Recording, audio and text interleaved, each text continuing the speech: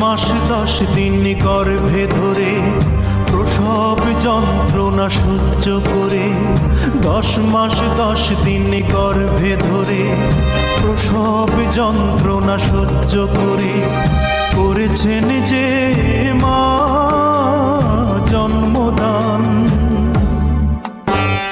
ঘুম পাড়ানি গান শুনিয়ে বুকের রক্ত দুধ বানিয়ে, ঘুম পাড়ানি গান শুনিয়ে বুকের রক্ত দুধ বানিয়ে করিয়েছেন যে মা দুগ্ধ পান। যে মা ছিল বাড়ির রানী, সে মা